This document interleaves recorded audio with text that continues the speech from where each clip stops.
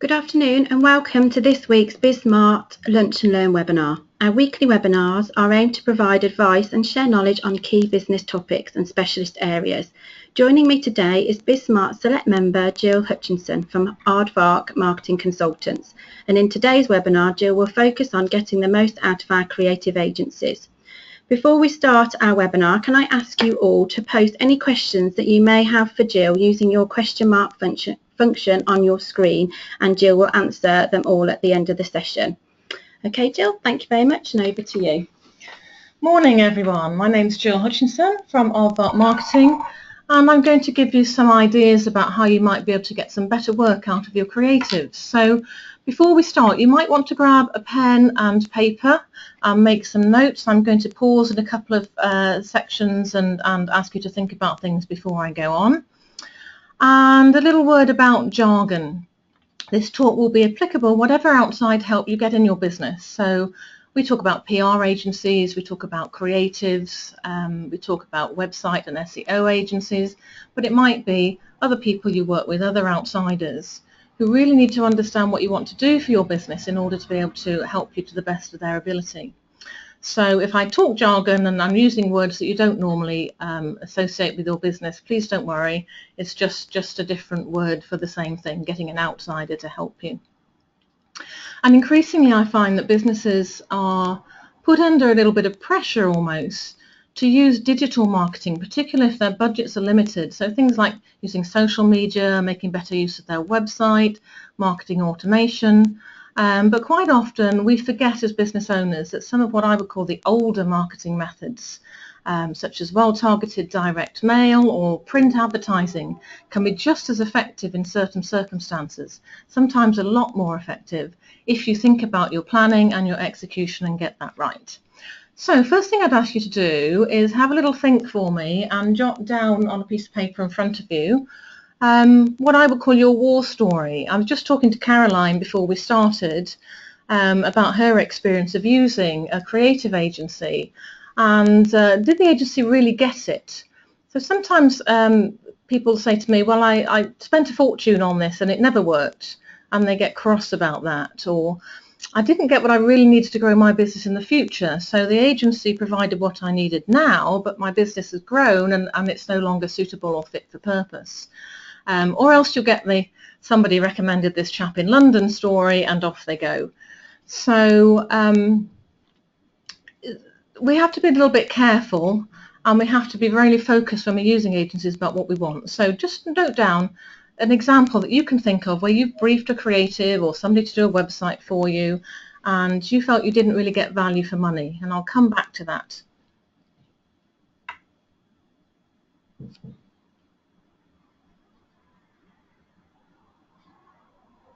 So hopefully you've got some memories that you can make a note of, and we can come back to those at questions later. Put a quote in here from a guy you may have heard of. He's quite famous in the advertising world, called David Ogilvy, and a little quote from a book that is a fantastic read, even though it is a little bit dated now, and you can read for yourself. He says, I don't regard advertising entertainment or as an art form, but as a medium of information. And when I write an advert, I don't want you to tell me that you find it creative. I want you to find it interesting so that you go out and you buy the product. So whatever you do with your creative work, it's got to work for you. It's got to grow your business. It's got to increase your sales. And I've worked in various larger companies as part of marketing team, and always on my accountability at the end of the year when I sat down with my line manager would be three things. Have I been responsible for increasing sales for the business? Have I increased the profitability of my responsible products and services? And the third one tended to be increasing the share of the market. For a lot of SMEs, we don't really work on share of market because we're not sure how to measure it. But certainly increasing sales and increasing profit, finding those profitable customers, is the most important thing we should be focusing on with our marketing. So if you have a formal written down sales and marketing plan to help you focus and to help you get the best out of creatives, that's really useful. I was speaking with one of the managers at a high street bank a couple of years ago who managed businesses that were between 5 and 25 million turnover, so some quite large, chunky businesses. And he told me that he thinks only about 1 in 5, about 20% of those customers, even the larger ones, had a formal plan in place. But when you asked him whether they were the ones that were moving forward and growing their business or not, he said, come to think of it, there is a really good correlation, a really good fit between those that do have a formal plan and those that don't. And the ones that do tend to be doing better because they're more focused on what they're trying to achieve. So let's have a think then. Why would we use a third party in our business? After all, they might not know anything about your business and they haven't got the knowledge that you have. So take a minute or two just to write down a couple of reasons you can think of.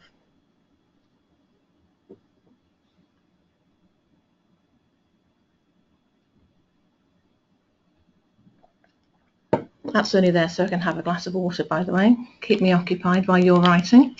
So here we go. These are some of the things that I think we should consider. And I'm not going to talk through all of them because you're all perfectly capable of reading through them for yourself. But the point I'd like to make is these things should all be considered. The tendency we have as small business owners is that we tend to follow the herd. We do what our competition does because we've always done it and we feel comfortable doing that. Or we ask around our mates at our network group, occasionally even our mates down the pub. And that means that sometimes we make mistakes. So this is a list of things that you should go through, and they might not be applicable to you, but just spending time to think before you act can really help here. So you'll be looking for expertise and technical know-how, probably that you haven't got in your own business, and you'll be thinking about somebody who's going to be objective, and it's going to relieve the time pressure on you. When you're running a business, you've got so many time pressures. Sometimes it's good to hand over a project to someone else. And certainly I've learned by past mistakes, and I always try and hire the best I can afford. They're just quicker at it, they're better at it, I get a better result. So I've changed the way I do things from trying to do everything myself to trying to find an expert to help me. But there are cons as well. Sometimes you have to fit in with their time deadlines. There could be confidentiality issues of dealing with several businesses like yours. And if you are a small business, sometimes if you go to a larger agency, you're not very important to them. That's just the reality of business life if you're a small account. So that's something to consider. So having gone through that list of pros and cons, you'll have made a decision whether to go for outside help or whether to go it alone and do it yourself. So the next step, if you want to go ahead, is to actually select the particular agency that you want to work with. And you may have had ways of selecting agencies in the past that might have made a good decision that you think was fantastic, or you might have regretted it. So considering which agency has the best fit for your business is quite important. There's an apocryphal story, I'm really not sure it's true, but there are some large sports teams in Worcester, and they have large marketing departments, and there also happen to be 2 large creative agencies in Worcester, which is where I live. And the story goes that they flip-flop between one and the other depending on who in the marketing team at the sports team is going out with whoever it is at the creative agency. I'm sure that's not really true, but it's not the best way to go about selecting your agency. So here are things that we need to consider on this list. So again, it's another tick list. They may not all apply to you, but some of them will. What we're looking for is a really good fit. So there isn't a right or wrong answer. This is going to be absolutely unique to your business, who you get on with and who you feel has the right skills for you. Occasionally, people will deliberately select an agency with skill sets that are applicable, but that haven't worked within their industry before, because the danger is if you use somebody that's done lots of businesses like yours, so for example, lots of accountancy companies or lawyers or manufacturing businesses, what they trot out to you is sometimes what they've used for somebody else, or a variation of what they've used for somebody else, which may well work, but it isn't a fresh approach. So very occasionally people will look for specialist skills, but someone who hasn't worked in that industry, because they feel that they want a fresh start and they do deliberately want to look different. So think about what exactly you want. Think about your skills in-house. What skills are you well covered for that you could easily do yourself? what skills do the agency need to bring to the table. An indication of you're on the right track might be to look at who your competitors use, but don't be guided exactly by that. Some people choose an agency because they want a certain kudos, so they might want a big London agency, or they might want a big Birmingham agency because they feel that gives their company some gravitas, if you like, in how they're doing it. But you've got to have a good rapport, and you're aiming for a long-term relationship. To get the best out of any agency, longer term is usually better than a short-term quick fix. So we've had a little think about who we want to talk to. We've made a short list. The next step is the most important step, and this is to actually give your agency a good brief, relevant information that really helps them understand exactly what you're trying to achieve.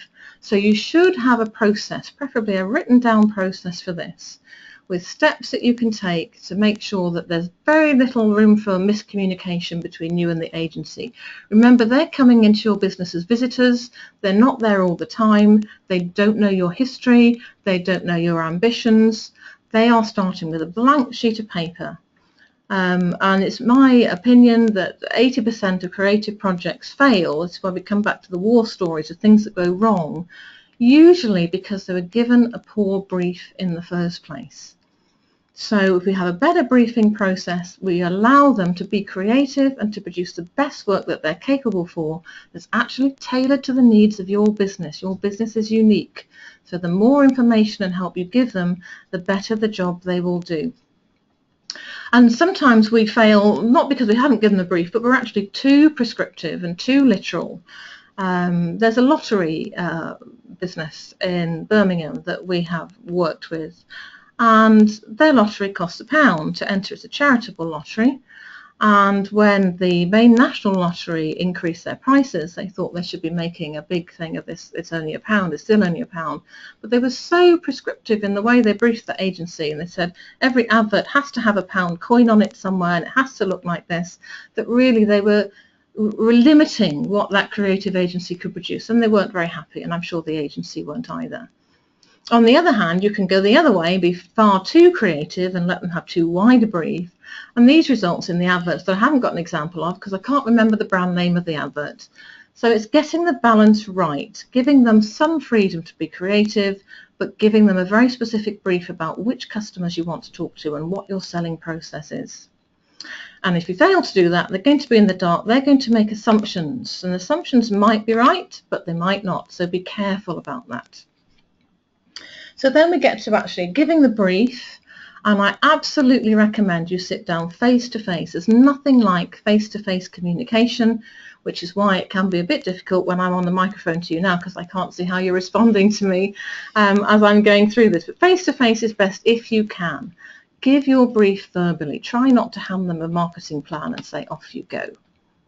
So what are we going to include? Well, remember, we've got to come back to our overall objectives. How are we trying to grow our business? Which customers do we think are the best ones for us? And then you'll have a list of specifics.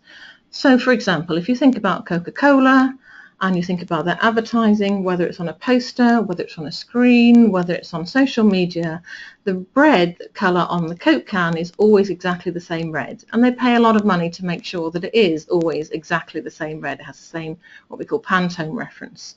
So if that's important to you, if you want to look consistent, you have to tell the agency that it has to work, whether I'm in print or on digital or wherever else you want to use your branding. It's got to be consistent.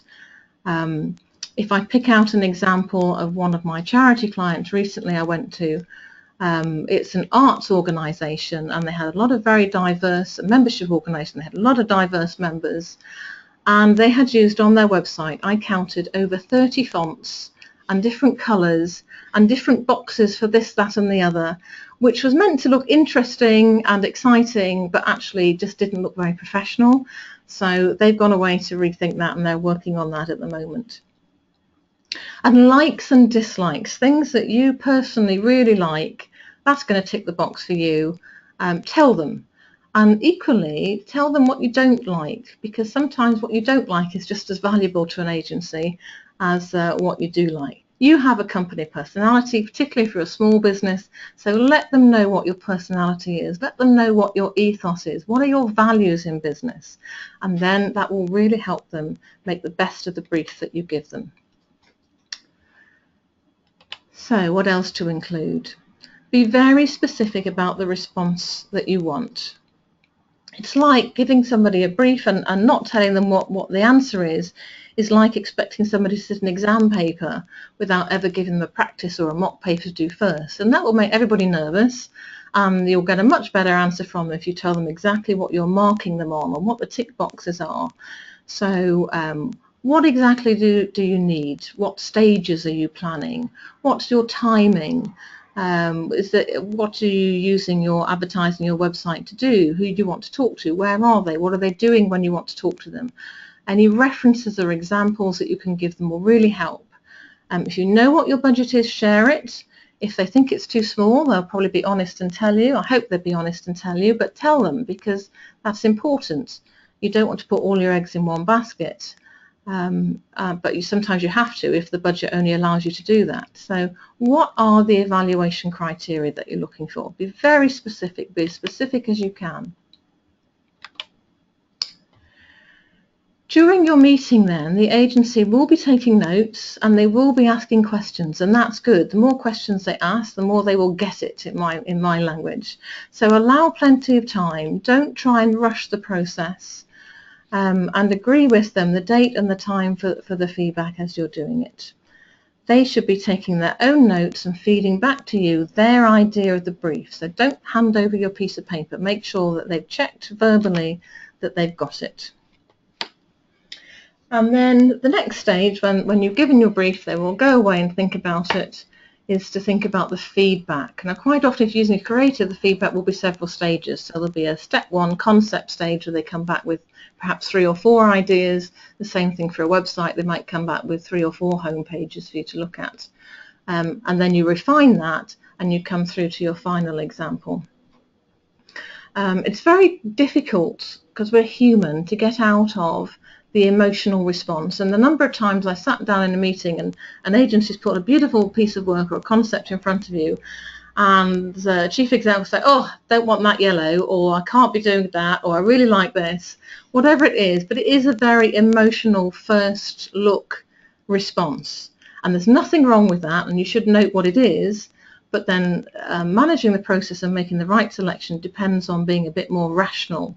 So get all the emotion out on the table, get it out the way, tell them you like it, you hate it, whatever, that's absolutely fine, but then get into the specifics.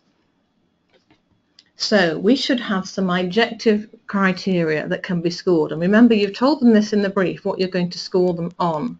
And each draft that you see will have pros, it will have things that you like, and it will have cons that you don't like. They're very unlikely to get it absolutely bang on the spot first time.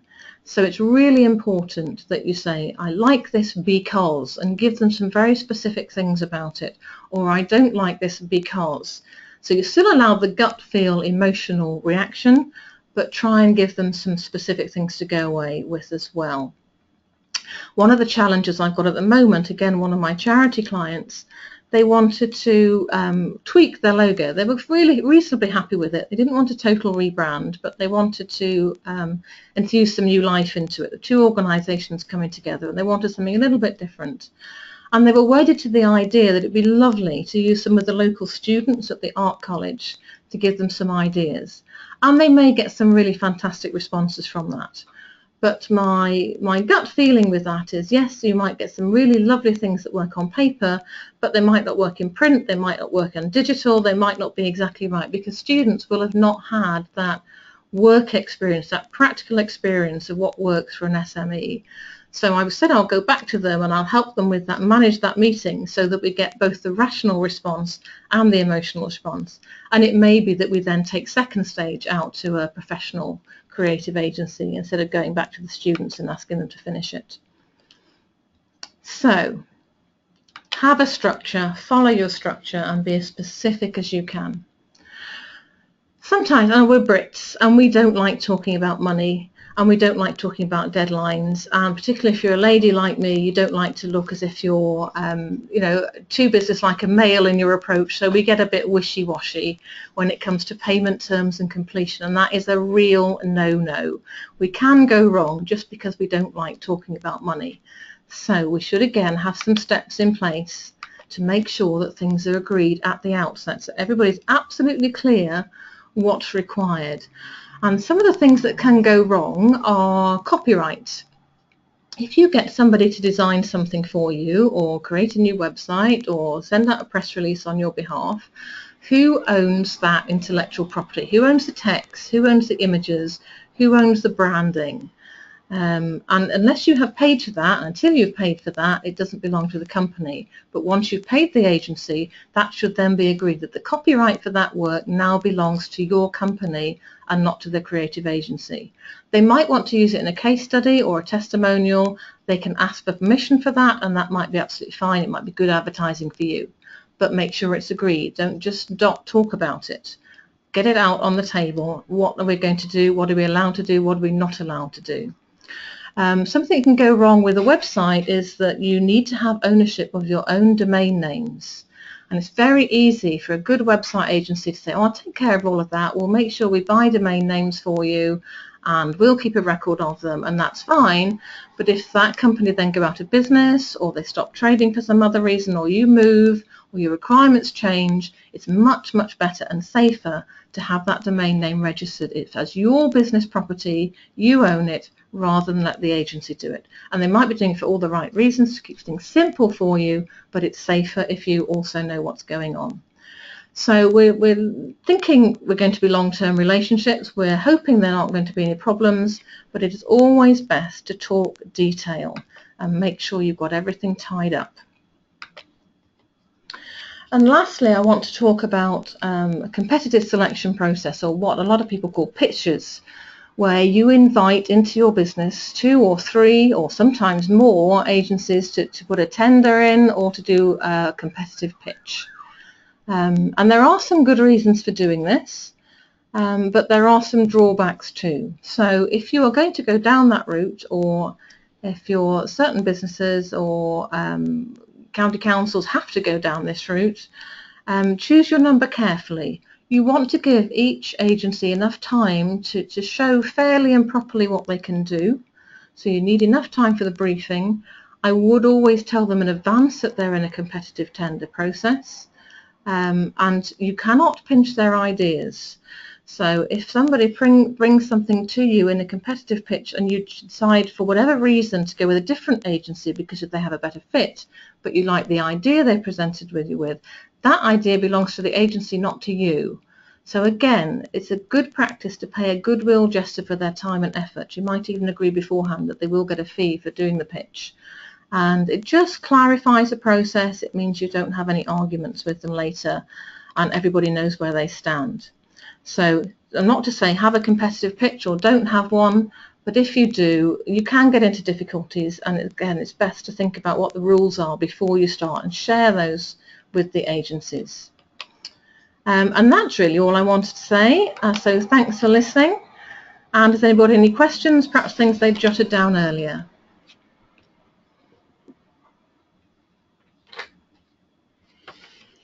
Great, thank you so much, Jill, for that presentation. We've got a few questions coming through. The first one from Laura is, if you have used an agency for a while and you are not happy with them, what steps should we now take?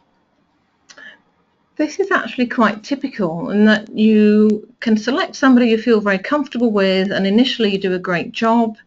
But guess what? We're all human, and we can actually get into a little bit of complacency. So I would say, remembering our rule that if something's going wrong in the relationship and we're not getting good work out of the agency, it's probably our fault. It's probably because we haven't given them a good brief. So go back to the brief that you gave them, or perhaps start from scratch and think again, if I were working from scratch with this agency, what do they need to know about my business? And it could be that the business needs have changed, that you've grown, that the customers you are now targeting are entirely different from the ones when you started 2 or 3 years ago. So go back and think about the process afresh and give them the opportunity to fix things. Quite often we get very emotional in business, particularly with small business, our business. We get very emotional about it, we own it, and we take ourselves off in a fit of temper, and we think somebody else is going to do a better job, and they may well do a better job. But usually somebody who knows you, who you trust, who's understood your business and seen it grow, if you can give them a better brief, you might well get better work out of them. So don't just throw the baby out with the bathwater here. Give them another opportunity to rectify things. Does that help? Thank you very much. Next question from Chris. If I have a project to create a new brochure that is already underway with an external agency, is it too late to start using some of the tips that you have given us today? That will depend on your time and probably on the relationship that you've agreed with them. If they're working to a fixed budget, if you want to go back and rebrief them, they will probably need more time to work on it. So yes, certainly, if you realise you've made a mistake or you might not be getting the best out of them, do please go back to them and talk to them about it. But be aware that if they've already worked on that project, it's only reasonable for them to have some time associated with that. So again, be very clear about what you're paying for. If you think you can do a better job by giving a better brief, absolutely do it. I would do it all the time. But make sure you manage the relationship and manage the expectations. Okay, thank you. Next question. I'm an SME with a very limited budget. What is the best marketing tools that I can use? This is something that I get asked all the time, and it is very difficult when you're starting out because you've got so many calls on your budget. So I would always say get your finances in place first before you even think about marketing. Finances first, and then sales and marketing. But just be a little bit wary. There are a bit like estate agents and bank managers and politicians. There are people in our business that don't do sales and marketing creatives a good turn. And there are people out there that will tell you whatever they think you want to hear in order to get a sale. So think very carefully about who you're asking for advice. If you're going to buy a pension scheme, for example, you might be better off going to an independent financial advisor who has hundreds and hundreds of pension schemes to offer you, and they can pick the right one for you. So they are completely independent of the parcel that they wrap your pension in, if you like. And marketing's a little bit like that. If you talk to somebody who finds that social media is very effective for them, they will tell you should be on social media. If you talk to somebody who gets good results through a nice website, they will tell you to spend money on the website or SEO, whatever. But just think about who that message is coming from and be a little bit cautious. Somebody who's entirely independent and can choose lots of different methods to help you with your marketing might come up with a better solution. And it's not the case, sadly, that social media is free because you have to spend a lot of time getting it to work. You should have a plan and a strategy, things like social media, just as you would if you were planning a direct mail campaign or an advert with a newspaper. And what people tend to miss out, I think, is the thinking time and the planning time. So if you think about, I've got a mark out of 10 for where I spend my time, 8 out of 10, 80% of your time should be spent thinking and planning about what you're trying to achieve. And the last 20% is, how do I do that? What's the best medium to do that? What's the best process? What's the best platform on social media? Because you certainly can't do all of them.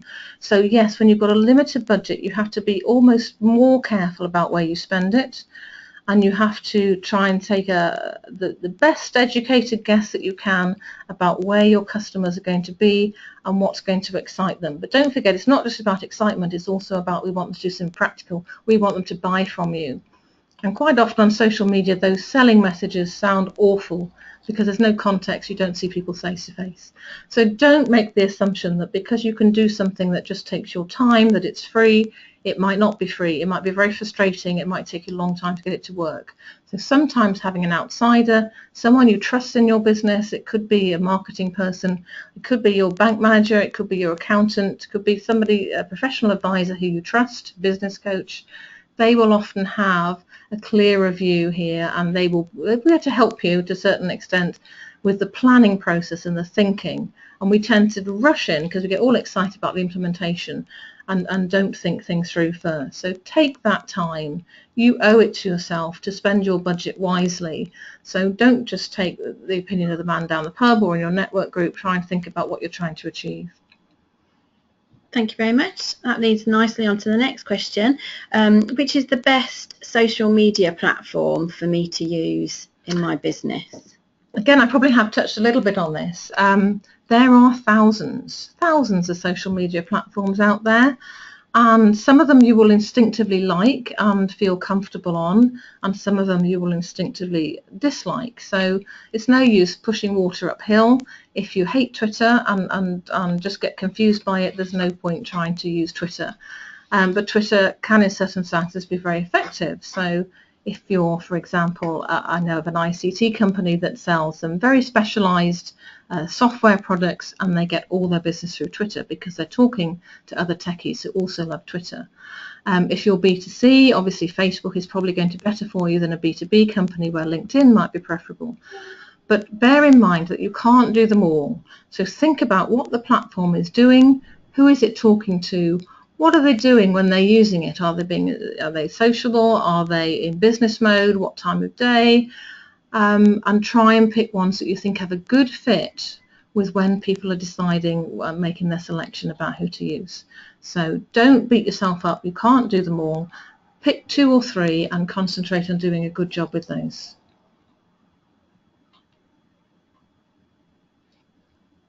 Thank you very much. Next question. Do you think telesales is an effective sales route? Question from Peter. You probably know the answer to this, Peter, already. Telesales can be very effective in certain circumstances.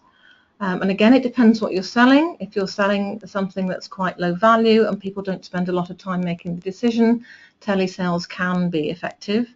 But it has to be done properly. So again, think about who you employ to do it.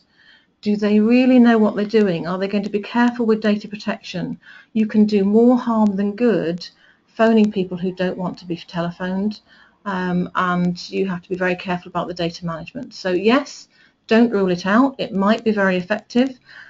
Certainly if you've got a higher value product or something a bit more bespoke, telesales can be a very important part of the mix of things you'll be doing to approach your customers. And you've got to think about when you use it in the process. At the beginning, is it at the end, and who you're talking to. But it can be used very effectively to warm up customers gradually. So it's not a hard sell, it's a getting to know you sort of conversation. So for higher value items, telesales certainly has a price.